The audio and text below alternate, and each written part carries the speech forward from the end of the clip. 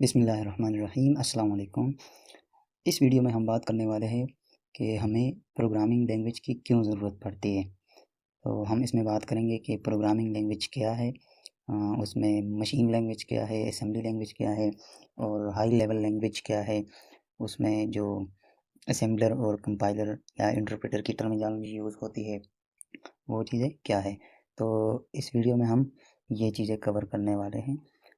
तो आइए शुरू करते हैं कि प्रोग्रामिंग लैंग्वेज क्या है। तो सबसे पहले हमें पता होना चाहिए कि लैंग्वेज हम किस लिए यूज़ करते हैं। तो लैंग्वेज हम किस लिए यूज़ करते हैं, तो लैंग्वेज हम यूज़ करते हैं कम्युनिकेशन के लिए।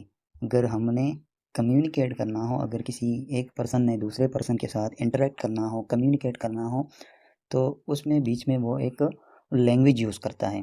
जैसे कि इंग्लिश हो गया, उर्दू हो गया, हिंदी हो गया। तो इस तरह हम कम्युनिकेट करते हैं। तो प्रोग्रामिंग लैंग्वेज हम किस लिए यूज़ करते हैं, हम कंप्यूटर के साथ जब इंटरेक्ट करते हैं तो हम यूज़ करते हैं प्रोग्रामिंग लैंग्वेज। तो कंप्यूटर के साथ इंटरेक्शन के लिए हम प्रोग्रामिंग लैंग्वेज को यूज़ करते हैं। तो कंप्यूटर चूँकि एक इलेक्ट्रॉनिक डिवाइस है और वो बना है ट्रांजिस्टर से। ट्रांजिस्टर्स एक स्विच की तरह आप मान लें कि उसमें करंट या तो फ्लो करेगा या नहीं करेगा। तो उसमें ज़ीरो और वन्स का कंसेप्ट आ जाता है, जो कि हम कहते हैं उसको बाइनरी नंबर्स। बाइनरी नंबर्स इस पे हम बहुत डिटेल में बात करेंगे, 10-15 वीडियोस इस पे भी बन सकती है। तो बाइनरी नंबर्स वो समझता है। तो सारा कम्युनिकेशन हम उसके साथ बाइनरी नंबर्स में करते हैं। कंप्यूटर के साथ जब कम्युनिकेट किया जाता है तो उसको बाइनरी नंबर समझ में आती है। लेकिन उस उसको हम वो बाइनरी लैंग्वेज जो होती है उसको हम मशीन लैंग्वेज भी कहते हैं। मशीन लैंग्वेज हम उसको कह सकते हैं। तो वो बाइनरी नंबर्स में होती है, या इसको लो लेवल लैंग्वेज भी कहा जाता है, जो भी मर्ज़ी बोलो। तो उसका मतलब भी यही होता है कि सारा जो कम्युनिकेशन होता है वो ज़ीरोज़ और वन्स के कॉम्बिनेशन में होता है। तो ये तो एक ह्यूमन के लिए बहुत मुश्किल टास्क है कि एक मशीन को समझाना कि ज़ीरोज़ और वन्स सारा दिन लिखता रहे। तो ह्यूमन ने क्या किया कि अपनी आसानी के लिए उसने एक और लेवल ऊपर गए और उसने इजाद किया असेंबली लैंग्वेज को। तो असेंबली लैंग्वेज में क्या था कि हमारे पास जो सीपीयू होता है, सीपीयू सेंट्रल प्रोसेसिंग यूनिट जो होता है, उसमें एक चीज़ होती है जिसको कहते हैं रजिस्टर। तो रजिस्टर क्या चीज़ है, एक मेमोरी है। सीपीयू के पास अपनी एक मेमोरी होती है जिसमें वो चीज़ें स्टोर करता है। तो रजिस्टर एक मेमोरी है जो कि सीपीयू के पास है।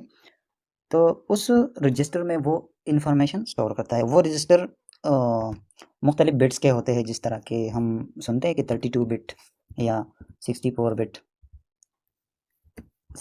बिट।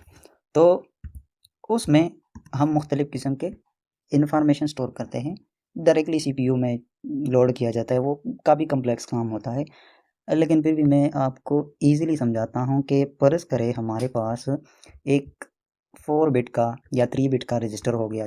चलो 4 बिट का हो गया, जिसको मैंने नाम दे दिया R1। दूसरा रजिस्टर हमारे पास हो गया R2। तो हम उसमें जो असेंबली में कुछ इस तरह के इंस्ट्रक्शन लिखते हैं कि मूव करो R1 में R1 में 2 को। अगर हम 2+2 लिखना चाहें, 2+2, तो मूव करो R1 में 2 को। इस तरह के अगर R2 में हमने 3 मूव किया, ठीक है, और इस तरह ऐड करो R1 कामा R2 को। तो इस तरह कुछ इस तरह की सिमिलर सी इंस्ट्रक्शन होती है जो कि हम असेंबली लैंग्वेज में लिखते हैं। तो इधर 2 आ जाएगा, इधर 3 आ जाएगा, फिर R1 और R2 की जो रिज़ल्ट होगी वो यहाँ पे एडिशन करके रिज़ल्ट को इन दोनों में से एक में स्टोर कर देगा। फिर वो हम आगे जाके यूज़ कर सकते हैं अगर किसी और इंस्ट्रक्शन में यूज़ करना हो या फिर अगर प्रिंट करना हो तो वो हम कर सकते हैं। तो कुछ इस तरह की इंस्ट्रक्शन हो सकती है असेंबली के। तो लेकिन कंप्यूटर को तो समझ आता है बाइनरी नंबर्स, ज़ीरोज़ और वन्स, और हमने यहाँ पे लिखा कुछ इंग्लिश की इंस्ट्रक्शंस, तो कंप्यूटर को ये तो समझ में नहीं आता। तो इसीलिए हम यहाँ पे एक ट्रांसलेटर यूज़ करते हैं जिसका नाम है असेंबलर।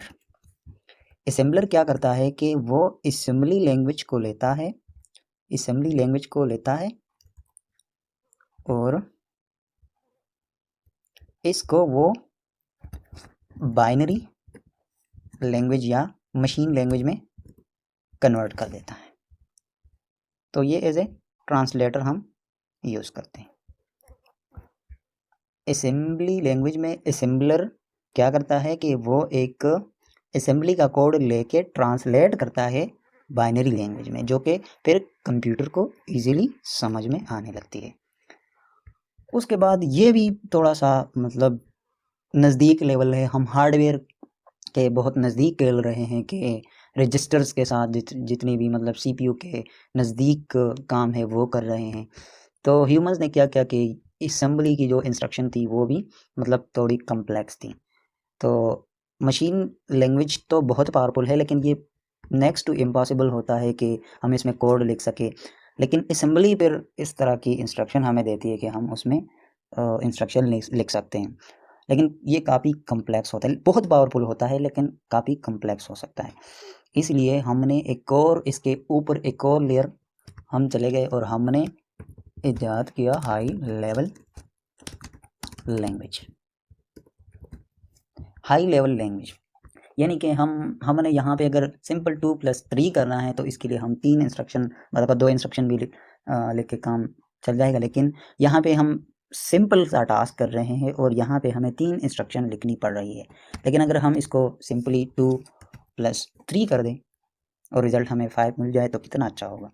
तो इसके लिए हमने हाई लेवल लैंग्वेज को ईजाद किया। तो हाई लेवल लैंग्वेज में हम आम मशीन को आम लैंग्वेज में मतलब आम इंग्लिश की ज़ुबान में हम वो सारे इंस्ट्रक्शन यूज़ करते हैं, जैसे इफ़, एल्स, अगर मगर, इस तरह हम यूज़ करते हैं ना डेली लाइफ में।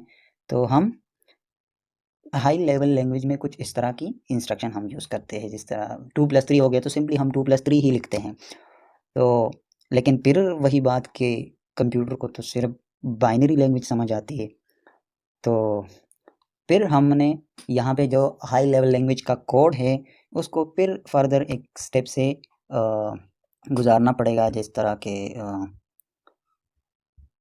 यहाँ पे हम एक और लेयर यूज़ करेंगे ट्रांसलेटर का। तो ट्रांसलेटर यहाँ पे मेनली 2 चीज़ें यूज़ होती है, इस एक को कहते हैं कंपाइलर और दूसरे को कहते हैं इंटरप्रेटर।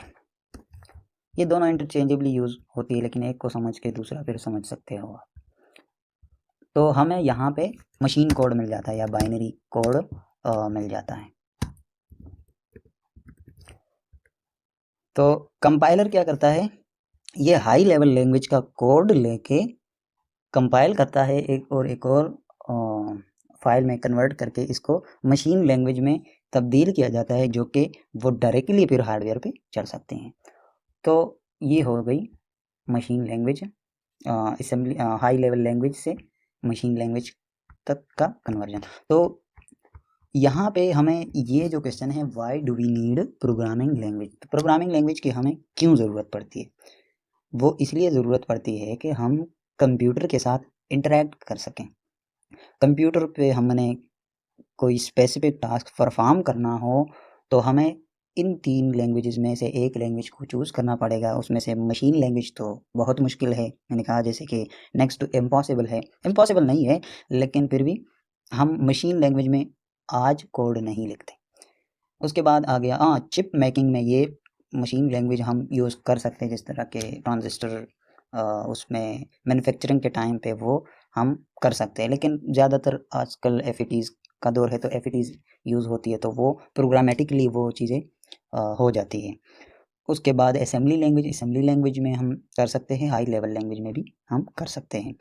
तो ये सारी डिस्कशन थी कि हमें प्रोग्रामिंग लैंग्वेज की ज़रूरत क्यों पड़ती है। अच्छा, जो हाई लेवल लैंग्वेज है उसमें कौन सी लैंग्वेजेस आती है, उसमें ये जो सी प्लस प्लस, जावा, जावास्क्रिप्ट, सी शार्प, इस तरह की लैंग्वेज वो हाई लेवल लैंग्वेज होती है, जिसमें हमें ज़रूरत पड़ती है कि एक कंपाइलर इंस्टॉल करें या इंटरप्रेटर इंस्टॉल करें।